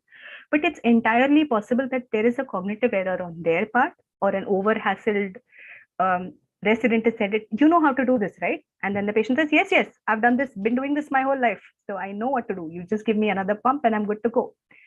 But if the patient has not understood it from the beginning, it's going to give trouble. So how do we solve this, right? First is, we don't engage only with patients. We engage with patients and their caregivers. So if your patient is like the previous one who used her asthma inhaler like a perfume, maybe your hope is that maybe there is one caregiver who can actually understand how this is done. Or then you use translators. Like Dr. Rinkata says, it's not just internationally. Our country is extremely diverse. You get patients from all corners of the country, and there's no way you would know all their languages. Even if you have just a functional understanding of the language, sometimes it's important to have a second person who's translating it correctly for them, so that you ensure that they've understood everything. You educate the patient as to why it's important to take the medicines in the right way. You provide leaflets with photographs if necessary, to show them what the right way is to be done. Now, in the age of smartphones, I'm sure it's possible to give YouTube videos if things are necessary. For instance, like for this lady, she could have been given a brochure or a video which she could have seen as to how to administer the drug. Additionally, you identify patients at risk. Now, these patients at risk, meaning patients at risk of medication error, who are they? They're very old patients who are going to be confused possibly about what medicines they're being given. Very young patients who have no idea. Patients with language or cognitive barriers, those on multiple medications that could interact with each other, and those with known allergies and risk. So the solution for them also is to identify these patients and put that band on their wrists, right? To identify them and say that these are patients at high risk, like I've shown in the photograph. You put in a red band, even if you don't write anything else, every healthcare provider is going to be alerted to the fact that there is something about this patient that needs to be taken care of. Everyone automatically becomes safer and starts going over everything. What about medicine and drug factors? The most important medicine and drug factor that leads to dispensing errors is look-alike and sound-alike medications. See, this was about 20% of medication errors according to the FDA. These are all lookalike drugs. I mean, just look at the gamut of drugs available. There is rocuronium, midazolam, and heparin, which look like each other. They're not interchangeable drugs. Meaning atropine, glycopyrrolate, maybe to some extent, but I think the worst example, most catastrophic example, is right there in front of us with the bottom, which is the tranexamic acid and the bupivacaine. And we've all read case reports about how disastrous it can be for one ampule to be interchanged with the other. And mind you, these are not photographs that are taken from foreign countries. These are all very much Indian photographs. These have all been taken in institutes that we have worked in. Then these are these sound alike drugs. I mean, the brand names sound similar. That's difficult, right? Like imagine your patient, the nursing staff, you write Tazin, and the nursing staff thinks it's Taxim. If there is, say, Zocon and Xanosin, you don't know what is going to be administered to the patient eventually. If the patient is in hospital, there is still a chance that this will be caught. If the patient is going to take these at discharge and go home, you can only hope for the best. What are the solutions for this now, for medicine errors? First, like I said, if you find a lookalike, sound-alike drug, please alert the higher ups in the hospital, alert the pharmacy that something needs to be done about this.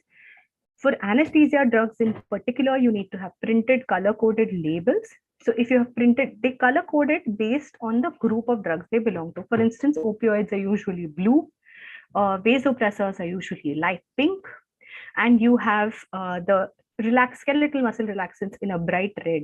So you understand the class of drug that they come to. It's essential to standardize practices and drug dilutions. For instance, usual practice is that relaxants are loaded in a 5 cc syringe and opioids are loaded in 10 cc syringe. You can't suddenly one day change and you have residents making this, or for instance, even clinicians making it in different orders. In case there is a handover and your dilutions are not standardized, there is a likelihood of disaster. However, if there is standardization, there is at least hope that might prove as a hint to people coming in next and coming in after you to do this. Tallman lettering is another system that's followed, wherein similar sounding drugs, you just make a few letters capital instead to highlight what drug you want to give. Barcoded labels can also be used for high-risk patients. And like we spoke before, issue alerts for high-risk medications. For instance, if you are going to be ordering some cytotoxic or drugs that could potentially kill a patient from the pharmacy, if you have an online system, a flag needs to be raised. Do you really need this? Or, for instance, opioids need to be taken, the consumption needs to be kept under control, right? So certain amount of opioids will be released at every point of time. Once you finish those, you have to ask for more. So you understand that then you can question, do you really need this much? Like, why do you need so much? What about the work and environment factors? These are extremely important. They may seem like little, but they're actually a lot. And they come in particularly in play in high volume centers where there's one healthcare provider, multiple sick patients. So if I have one person manning the ICU, one person manning 2 OTs, for instance, if I have one straightforward patient, one complicated patient, even in the ICU, I'm okay, because I look at the simple patient first, I settle everything, then move on and focus all of my energy and attention onto the sick patient. What if both my patients are sick? One is hypokalemic, one is hyperkalemic, and both the nurses are asking me at the same time, what do you want me to do? What drug do I give? This is the ABG for so-and-so patient. I don't know what the patient is. I may be preoccupied with the other patient, so I'll tell you to do something else. And there's just a lot of time and there is a lot of space available for miscommunication and mishaps. The healthcare provider could be unfamiliar with the task or the process, or they could be new to it. For instance, if your hospital suddenly decided to migrate to an electronic system or the HMIS, just because you're a senior physician working there, it does not mean you won't make mistakes, because this is a task you're unfamiliar with. Even if you have ordered the same medicine 100 times before, when you have to order it off the computer, you need to know how to do your task.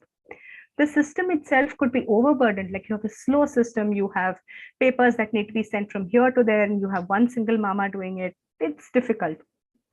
And you could have resource limitations that prevent you from actually devoting the time and attention that you want to. What are the solutions to this? You need, first, we all admit and we know at the bottom of our hearts that we're all here because we want our patients to do better.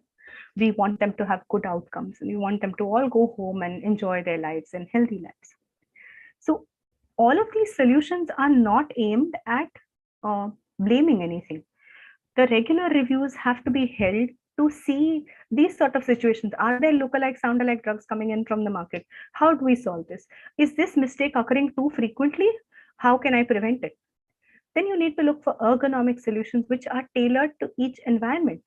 For instance, something that works in a government hospital will not work in a corporate hospital. Of what works in the corporate hospital will not work in the government hospital. So each solution to prevent medical errors must be tailored to that institute. If you have a new task, for instance, you're going to have electronic medication dispensing, or you have a new system in place, you need to have orientation meetings, practice runs with the entire staff till you're sure that everyone's gotten their hang of it. And most importantly, we need to encourage honest feedback with regards to the systems. Now, once we've understood why errors occur, we need to understand what preventive strategies could be there. The first of these would be the creation of a reliable reporting system. When we say reporting system, it is, for instance, if I notice a lookalike, sound-alike medication as a resident, I wouldn't know what to do with it. So I need to have a standardized process in which I can report it to my senior and something will be done about it. And not only standardize it, it has to be freely available. So they can access this anywhere and make sure this error is reported. What we have to emphasize on two things at this point. One, the importance of reporting, and two is the fact that this is a non-punitive error reporting system, meaning nobody is going to punish you for saying that, these two ampules look alike. It's nobody's fault. We need to change how we store these ampules, or we need to change how we go about ordering them. Then the second thing is doing a debriefing or root cause analysis. After any major drug error, you need to have a conversation with all the team players involved with a non-punitive dialogue. The idea is not to punish anybody, but just to understand what went wrong and how we could have prevented this from happening. You also need to build a safety culture. Now, one more thing about the debriefing is that it helps the parties that were not involved in the original incident to become aware. For instance, if we go back to my first video where there was a confusion between diclofenac and N-acetylcysteine, if this resident and this staff nurse kept it to themselves, nobody would really know what was happening in the hospital. If, however, there was a debriefing incident and everyone was informed about it, the next time they'd be more careful in approaching a situation where tablet NAC was written on the prescription sheet. You need to build a safety culture wherein we understand that errors happen because systems fail. Errors rarely happen because individuals or human beings fail on their own. We encourage reporting. We allow anonymity if necessary. Sometimes even no matter how much you try and say that this is non-punitive, nothing will happen to you. Just be open about it. Go report it. It may not be easy as a junior. So you allow anonymity. Because it just may not be an anesthesia resident or any resident. It could be a staff nurse. It could be one of your other paramedical workers who'd noticed something. And they have to feel safe in being able to report this. You address the factors that are identified, and administrative inquiry into the cause has to be carried out. The European Board of Anesthesiology came up with a bunch of recommendations to prevent drug errors in 2017. So this is their first update. So they recommend pre-printed labels on syringes. They say you label drug infusion bags, catheters, and infusion. So everything that you're putting into the patient has to be labeled. Moment you draw a drug into the syringe, and before you administer it, the syringe must have a label. The name on the label should match the name on the ampule. You cannot have different names. For instance, atro and atra can look similar with bad handwritings. And a patient requiring atropine does not require atracurium, or vice versa. You'll always prepare one medication and one syringe at a time. Never label empty syringes.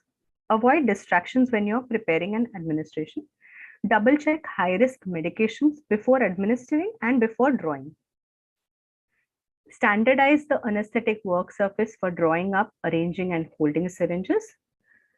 Flush in cannulae to remove the residual drugs from them after administering drugs. If you find any unidentified medicine or fluid, consider it unsafe, discard it immediately. Store drugs in such a manner that they allow ease of identification. Make sure there are alert labels on look-alike, sound-alike medication. Vials and ampules should be stored in original packaging until they are used, and use only one ampule. Use one ampule only for one patient. If something gets left behind, please discard it. To conclude, I'd like to go over the rights of medicine administration. So every time you're administering a medicine in any form, whether it's in the OT or the ICU or the floor rounds or anything, you make sure you're administering this medicine to the right person when you're writing it down also, whether this is indeed the right medication to be given, if this is the right dose that you want to give it to them, if this is the right time. For instance, if it is an anticoagulant that you're administering and you're also looking to remove an epidural, so you need to ensure your drug order sheet reflects it accurately, so which gives you safe amount of time to remove that catheter and then administer it without the risk of an epidural hematoma.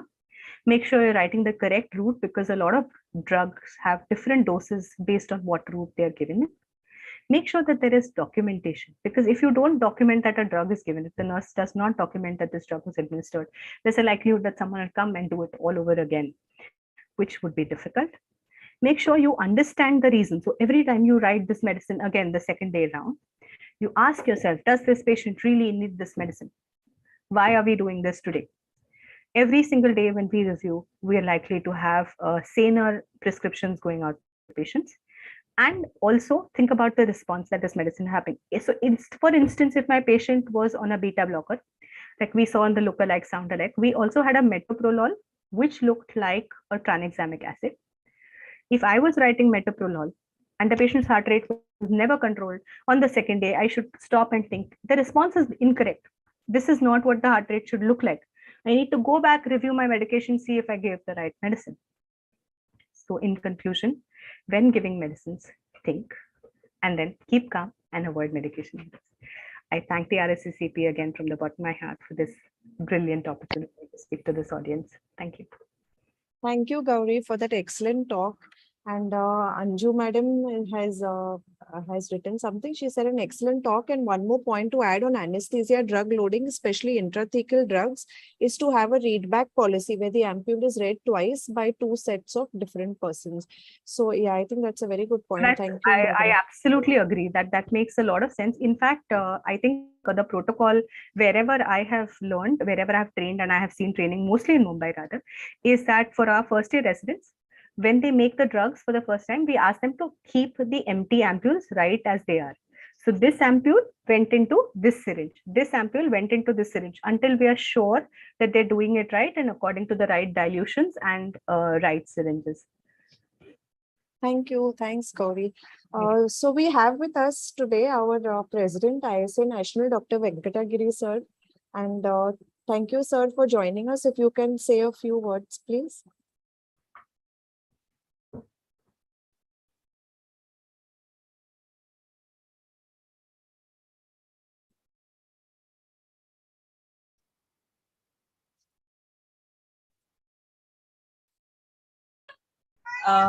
Raylene will Yeah. proceed. Okay. I think I'll Yeah. call him and ask him. Okay. So we'll now move on to our next lecture by Dr. Anjana Vajekar. She's a consultant anesthesiologist at Tata Memorial Hospital, Mumbai, and she will be talking on creating a team that works. Welcome, Dr. Anjana.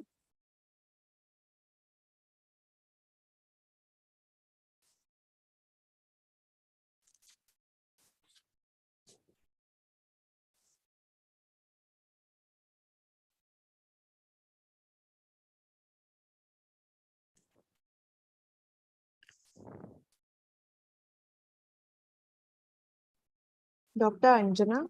A very good evening to all of you. And I really want to thank Rsacp for giving me this opportunity. Just a minute till I load my share screen. Yeah. Thank you.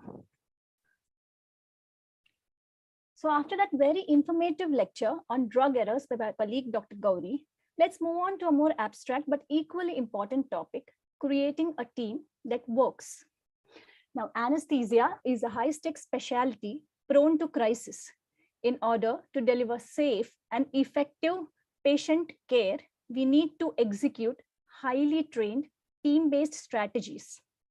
Crisis resource management refers to a set of principles which deals with cognitive and interpersonal behaviors that contribute to optimal team management. Crisis resource management has its origin in the aviation industry. In the 1970s, the National Transportation Safety Board found that human error contributed to over 70% of aviation accidents. More in-depth investigations reveal that a majority of the errors were related to teamwork failures rather than a deficiency in either knowledge or technical skills. This critical recognition led to the development of a simulation-based crew resource management training programs, which focused on core teamwork behaviors such as leadership, communication, building a team, situational awareness, and resource allocation. In anesthesia, where do we come across teams? So obviously in the operation theater, in the CPR, especially when we are providing ACLS, it's a 3 to 5% job. Even our department is actually a team, or we may have on-call teams. So teamwork is a collaborative effort of 2 or more people who work effectively to achieve a common goal. Also, the nature of the teams can be constant, like a same group of surgeon, anesthetist, and a nurse working for a similar type of surgery, or it could be variable, such as it could be changing. Monthly postings of the residents keep on changing, or daily one resident is in charge of a CPR call.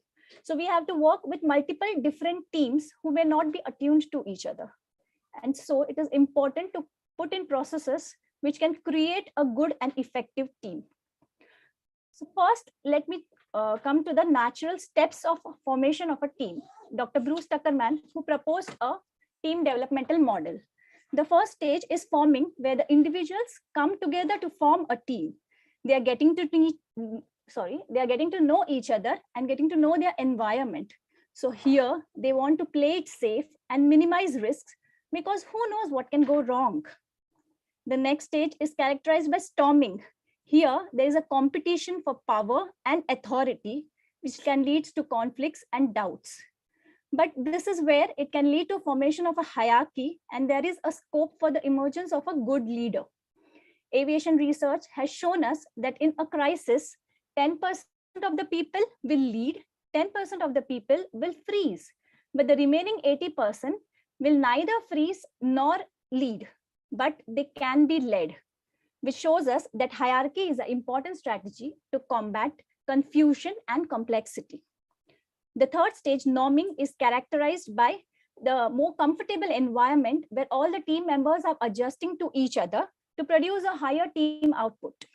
And the final stage of performing is the best stage with the highest teamwork, where everybody is working in a cohesive, interdependent environment with maturity. So these are the natural steps. But the first step to creating a good team is that effective teams require an effective leader. Now, in our department, it would obviously be an HOD, but it could also be an anesthesia JR who is responsible for the cardiac page. So rather than going for a top-to-down approach, we should practice participative leadership so that all the members of the team are actively responsible for their share of successful outcomes. We hand over the power of decision to our team makers and to make them more accountable and responsible. We have to set clear goals. We have to let the team members know what are the expectations of them. More than 50% team members do not feel that they know what is expected of them. That is why it is very important to be clear.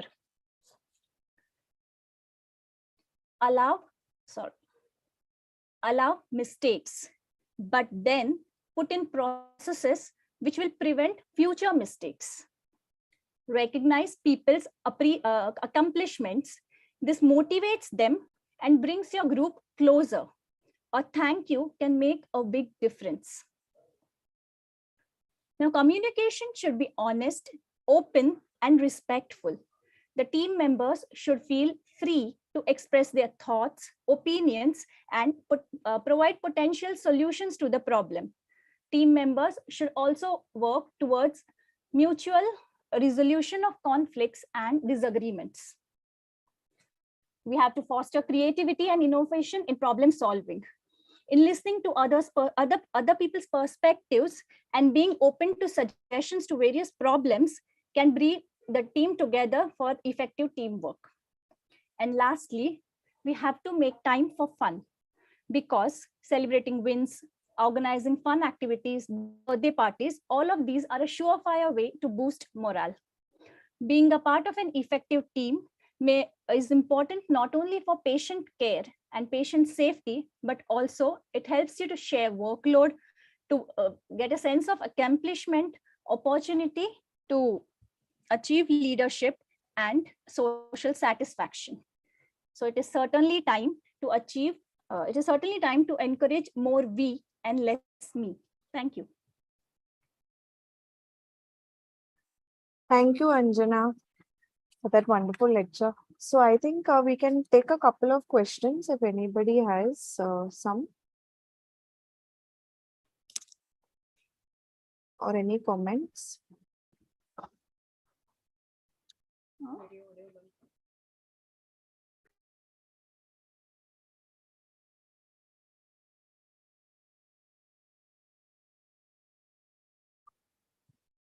If not, I would like to ask Indrani ma'am if she would like to say something, a few words before we wind up for today.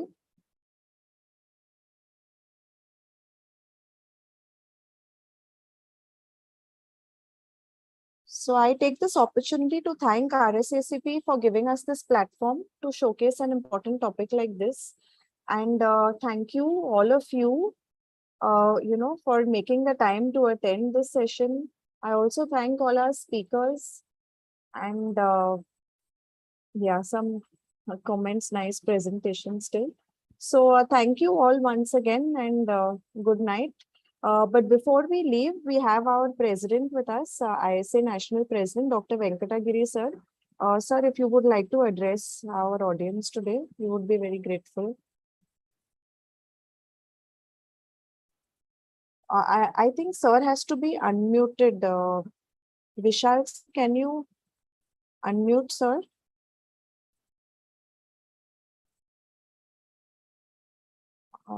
Let me try. I'll try. Okay. Yeah. Okay. Yeah. Thank you. Really nice topics and very nice presentations. Beautiful presentations from all. Enjoyed that. Though in between this thing, I was in between. I had to attend the case also, but really enjoyed that evening topics because I was a little late. I was thinking it is 7 o'clock. And there was some ISA other meeting also, executive meeting. I was attending that.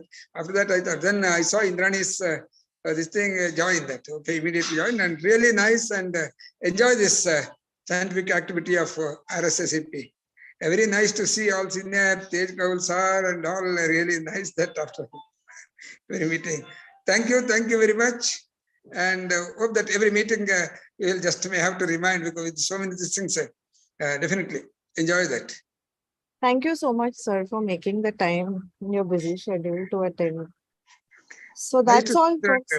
Yeah, thank you. That's all, folks. I think we'll call it a day here.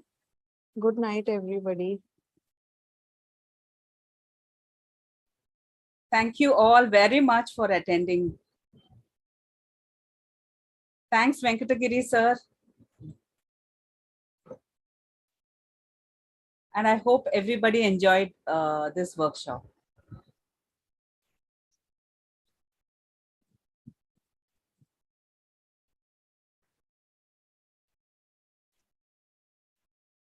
Okay, I have allowed to unmute. So if anybody wants to Very say good. Thank you so much, madam. It was a great lecture. Indrani, Raylene, Dr. Iyer here. Yeah, madam, your voice I can recognize. Thank you so Yeah, much. very good topic. Very Thank good you, topic. madam. It was Indrani ma'am's initiative, and she thought that we should do this because these are things that are generally not taught Yes, in our but curriculum. the DNB has introduced this scenario business. Okay. So we are teaching the students now various scenarios we saw. And simulation workshop will work a lot for this to teach how to communicate. You know, in fact, one of the inhaler thing that was shown, I had seen it in Dr. Moraro's simulation workshops. Yeah, good. Okay. Thank you, madam. Great topics, ma'am. Really enjoyed today. Ma'am, you have to unmute. I said thanks to Iyer madam and Masan sir. Dr. Hello? Tejkal sir wants to say something. Sir, we would like to So hear you can something. unmute yourself. Sir, unmute. Sir, you have to unmute.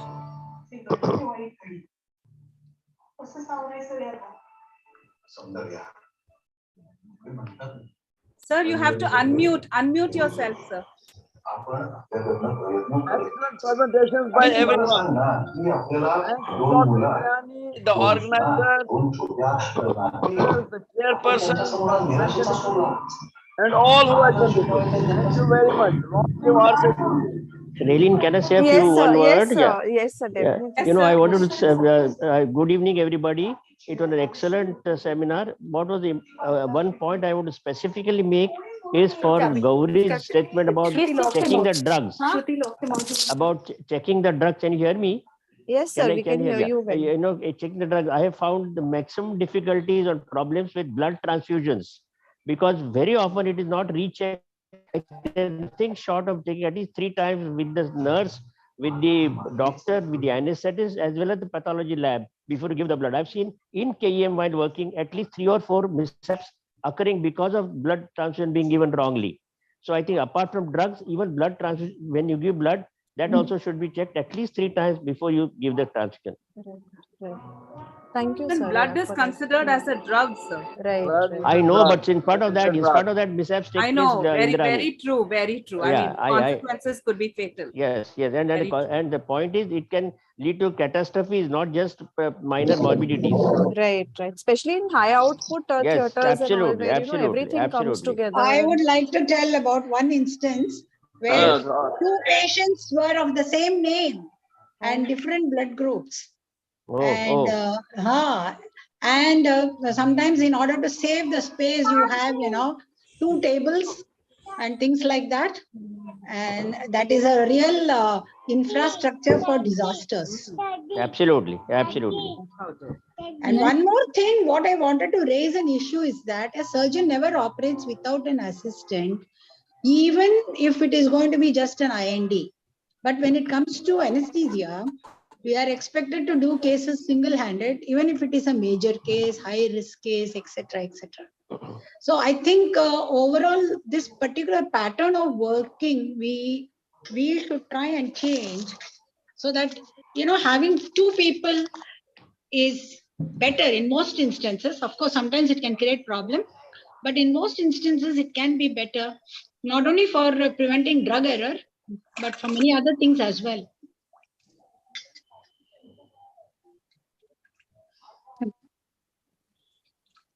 Indrani, can I speak? Yes, ma'am. Thank you very much. Myself, Dr. Surekha Shinde, working as Professor Anesthesia in BJGMC Sassoon, Pune. I mean, very excellent topic, Indrani ma'am. But what I would like to note here that all of us are senior quite in corporate government, having lot many years of experience. So for we know it, this wisdom. I think all this knowledge should be addressed in our junior residents right in the first week or first month as an orientation class. So just we have to catch them young so that the disaster happens. I think better learn it and then do it. I mean, this I know it is very difficult to implement because we are all very, very, very highly busy person, but I think we should take it forward. I mean, we have to just follow it up, that all this thing hamper safety should be addressed first when they come to the department as a very young anesthesiologist before any anesthesia is introduced to them, I think. I remember as a resident, IR madam would always have an introductory lecture for all the first years, where she would actually train us for all these things, you know, really? And before we actually started into patient care. Yeah, we have always been following this for so many years. And when we are taking the lecture on drug, we do mention about drug errors. But I think your idea of having it as a separate topic will be really good, because it will lay importance on that. And we can be open with our students and tell that, yes, as a resident, I have done this mistake. And so I'm warning you, such mistakes can happen and things like that. And one more thing, Raylene, one more thing that sir. I think it is as a safety procedure, every resident should be told to write a label on the syringe after he is loaded, just to confirm what he has loaded. I think that will also go a long way when you pick up a syringe, especially in a hurry when you're alone on yourself. That's the reason why you pick up a syringe without realizing which one you have picked up. It can be happening. So therefore, I think it should be done without fail for every patient. I agree with Joshi sir that when we are working alone, and when you are in a hurry, we don't label and we commit it to our memory. And sometimes in clear medicines in 2 cc syringes, we can make some mistake. Yes. And I think what Dr. Anju Garewal meant to say was, we generally practice it in our hospital, especially intrathecal drugs. The person who's giving the drug will read out the drug and say the date of expiry to the person who is loading the drug. So that is being consistently practiced, and I think it's an excellent practice to avoid drug errors. It's very, very important. In short, can I say? I'm sorry. Can I? Yeah. Okay. No, you say. You go ahead. No, go ahead. I had a shocking time when I entered the recovery room, and I found that the milk, which was supposed to go through the Riles tube, was connected to the IV. Luckily, nothing much had gone. And so the patient didn't have any serious consequences. So we have to be very careful about the route that we are writing. What I mean to say is that we have to be not only the drug dosage and everything, the route is also equally important. In short, no effort is less in this is concerned. In spite of all the effort that we have outlined, there's still things go wrong. No effort is less. Every effort you should try. Whatever you have learned, try and do it. That's the only way to escape problems. Very well conducted seminar. Thank you, Raylene. Very well done. And very good speakers. So all three speakers are superb. Excellent speakers. Very good. Gauri, very good summarization. We had it for the first year residents last week, but probably today those who couldn't attend that day, because we had a restriction on the number who could attend, since it was a workshop. I request that you make it once more, or at least put it on the YouTube, so that other residents who missed it will be able to see this. And I think we need to do something about the residents' long working hours. I think all our societies, Indrani. Ma'am, Dr. Venkatagiri, IS National President, wants to say something. Please, Dr. Venkatagiri, sir. Venkatagiri, sir. See, more important is color coding of the drugs, because what we get is many a times similarity. Because I know that one gentleman in one hospital, the ophthalmologist called and told the ward sister, give midazolam 1 mg. Sister gave midazolam and told patient has convulsions. By the time somebody came, patient was dead. What did they give? They gave scoline instead of midazolam. It was not, it was scoline to just patient died. So we should always insist on color coding. Many a time the new drugs and all come in similar this thing. I insist same brand, don't change the brand, because I tell don't change the brand repeatedly, because many a time it is all different. In a hurry, sometimes we don't have the time in emergencies. I write atropine green, adrenaline black, because by mistake it was me one time long back. Suddenly we gave an adrenaline in a government hospital instead of atropine. There is no antidote. We are on 20 years back. Luckily, it was a government supply. It did not work. So I was lucky that day. Dr. Venkatgiri, I agree with you entirely. Unfortunately, the tenders are invited, and companies of different parties are forced to give that. And then what you said is green label becomes a blue label one day, and the blue label becomes a pink label. So therefore, it is very common. Maybe from society we have to ask the government that. But that doesn't happen, sir. That doesn't happen, sir. Because the cartel is very big. It doesn't happen. It doesn't happen in bigger institutes. It's the tender business which causes all this trouble. So best is to again read 10 times. Doesn't matter how many times you read what is there on the ramp. That's the only way we can try and help not to give the wrong drug. Sir, but I agree with him that as a society, I think we should write letters. Absolutely. They can have the color code. I mean, they can have their own lettering and everything, but color should be the same. Like for muscle relaxant, all muscle relaxant should be red color. So that can be done, sir. Indrani, I agree 100% with you. No, the company can have their own, but the color in which they write the drug should be standard color coded drug. Yes, but that doesn't happen, unfortunately. We can do, sir, and I think it is important. I think we should do it from the society. We all should write. Yes, correct. I agree 100%. Very true. I think, Dr. Venkatgiri, I agree 100% with what you are saying. In fact, when we put our specifications in, we put specifications to the tender people, so we can include that in the specifications. Correct. Absolutely. That's right. Very valid point. Yes, we have to insist on that, right, to our government, that put the color coding. Yes, and the hospital also, whoever is tendering, should be color coded. It's international color coded drugs. No, nowhere they change the oxygen cylinders pin index. They give the same thing. No nitrous pin index change. But why not only drugs? Why not drugs? I think we should insist. That's what I agree with you 100%. All societies, wherever are concerned, should insist on color coding. I think all anesthesia societies together should represent this point, and then only something can be done at national level. Absolutely, correct. Definitely. I will ask Naveen also to have a meeting of all society present sectors together, and we will write a common letter and individual letter also to the government. DGHS. That would be wonderful, sir. And Dr. Venkatgiri, this should be taken on priorities. Something mishaps have taken every other day because of this non-color coding. We will definitely do. Maybe very good. I'll be very happy if you do that. And all societies together, if at national level we do it, it will be great. It will work only if it is done at a national level. Yes. Not coming from one hospital, one state. Yes. And all I not have some just just through that we will do that. Yeah. Yes.